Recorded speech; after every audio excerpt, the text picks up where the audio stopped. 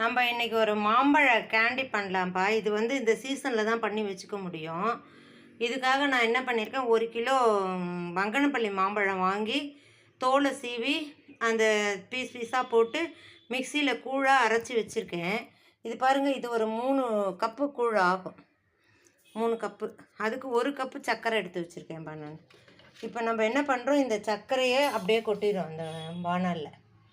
இந்த கூழும் அதிலையே போட்டு நல்லா கிளறிக்கிட்டே இருந்தோன்னா அதுக்கு ஒரு பதம் இருக்குப்பா. அந்த பதம் எடுத்த உடனே நான் உங்களுக்கு காமிக்கிறேன் பாருங்கள். அந்த மாம்பழத்தையும் 3 கப்பு மாம்பழத்தையும் ஒரு கப் சர்க்கரையும் போட்டு இப்படி நான் கிளறிக்கிட்டே இருக்கேன்ப்பா. இதுக்கு நான் நெய்லாம் எதுவுமே விடலை. இது சூப்பராக அல்வா மாதிரி வந்துடும் இது. அதுக்கப்புறம் நம்ம சும்மா தாம்பழத்தில் கொஞ்சம் நெய் தடவி அதில் நம்ம இதை கொட்டிடணும். கொஞ்சம் கொஞ்சமாக இதை வந்து 3 தாம்பழத்துக்கு கொட்டலாம். கொட்டி கட்டி வெயிலில் காய வச்சு 2 நாளில் உங்களுக்கு இந்த மாதிரி மாம்பழ கேண்டி வந்துடும். இது வந்து பார்த்திங்கன்னா நான் வந்து மாங்காயில் பண்ணியிருக்கேன். கிளிமுக்கு மாங்காயில் சர்க்கரை, உப்பு, புளிப்பு இந்த 3 சேர்ந்து பண்ணியிருக்கேன். இதுவும் சூப்பராக வந்திருக்குப்பா.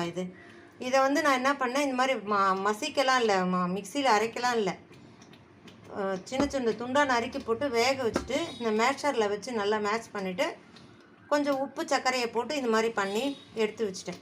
இது நல்ல ஒரு பாக்ஸ் வந்துருச்சு எனக்கு. 1 கிலோ மாங்காவுக்கு ஒரு பாக்ஸ் ஃபுல்லாக வந்துருச்சு. இப்போ இதுவும் ஒரு பாக்ஸ் வந்துடும் எனக்கு. இது ரெண்டும் பார்த்திங்கன்னா உங்களுக்கு வருஷமானாலும் கெடாதுப்பா. ஃப்ரீசரில் வச்சுட்டு நமக்கு எப்போது உடம்பு சரியில்லை, ஒரு மாதிரி ஏதாவது சாப்பிடணும் போல் இருக்குதுன்னா இது ஒரு துண்டு எடுத்து சாப்பிட்டு பாருங்களேன், அவ்வளோ டேஸ்ட்டாக இருக்கும். இதெல்லாம் நம்ம கடையில் வாங்கினா அவன் என்ன ப்ரிசர்வேட்டிவ் பண்ணுறானோ என்ன செய்கிறானோ தெரியாது. அதனால் நம்ம இந்த சீசனில் இதெல்லாம் நீங்கள் பண்ணி வச்சுக்கோங்க. இதோட பதம் மட்டும் நான் திரும்பி காமிக்கிறேன் உங்களுக்கு.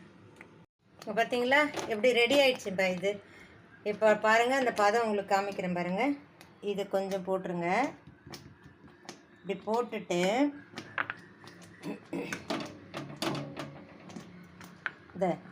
இப்படி ஒரு கோடு போட்டிங்கன்னா அது போய் ஜாயிண்ட் ஆகக்கூடாதுப்பா.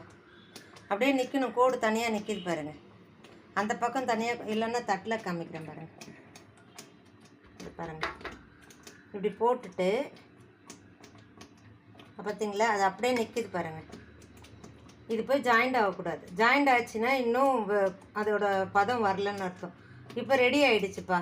இப்போ நம்ம பிளேட்டுக்கு மாற்றிடலாம். பிளேட்டுக்கு மாற்றிட்டு எப்படி இருக்குன்னு பார்க்கலாம் வாங்க. இங்கே பாருங்கப்பா, அதை நல்லா அப்படியே போட்டு தடவி விட்டுட்டேன். 3 பிளேட்டுக்கு வந்திருக்கு. இதை நல்லா வெயிலில் காய வச்சுட்டு ஒரு 2 நாள் இல்லை 3 நாளில் காய வச்சுட்டு இது எப்படி இருக்குதுன்னு உங்களுக்கு காமிக்கிறேன் பாருங்கள். இது இப்படி நம்ம தட்டி விட்டோம்னா அந்த தடவி விட்ட மாதிரிலாம் தெரியாது. அது கொஞ்சம் நேரத்தில் அது சமமாகிடும் பாருங்கள். உங்கள்கிட்ட பேசிட்டு இருக்கும்போதே சமமாக இருக்கு பாருங்கள். நல்லா சூப்பரான ஒரு மாங்காய் கேண்டி பண்ணி வச்சுக்கலாம். நீங்களும் இதே மாதிரி பண்ணி வைங்க. நான் இது ரெடி ஆனதுக்கப்புறம் உங்கள்கிட்ட காமிக்கிறேன். இது பாருங்கள், இது அழகாக காஞ்சிருச்சு பாருங்கள். இப்போ இந்த ஓரம் அப்படியே குத்தி விட்டு நம்ம அதை எடுத்துடலாம் அழகாக. சூப்பரான மேங்கோ கேண்டி. நல்லா நான் வேறு வாயில் போட்டு சாப்பிட்டுட்டே இருக்கேன். எங்கள் பேத்தி கூட சாப்பிட மாட்டேங்குது, நான் தான் சாப்பிட்டுட்ருக்கேன். பாருங்க எப்படி வருது பாருங்கள். பார்த்தீங்களா, சூப்பரான மேங்கோ கேண்டி வந்துருச்சு. இதை நம்ம இப்போ இந்த மாதிரி பீசஸ் போட்டு ஸ்கொயராகவோ சதுரமாகவோ எப்படி வேணுமோ பீஸ் போட்டு நம்ம இதை எடுத்து ஸ்டோர் பண்ணிக்கலாம். ஒரு டப்பாவில் எடுத்து ஸ்டோர் பண்ணி ஃப்ரீசரில் வச்சிட்டோன்னா 1 வருஷம் வரைக்கும் கூட நம்ம அப்பப்போ வேணும்போது ஒரு 4 துண்டு எடுத்து சாப்பிட்லாம்ப்பா. மாங்காயில் கொஞ்சம் பண்ணி வச்சுருக்கேன், மாம்பழத்தில் கொஞ்சம் பண்ணி வச்சுருக்கேன்.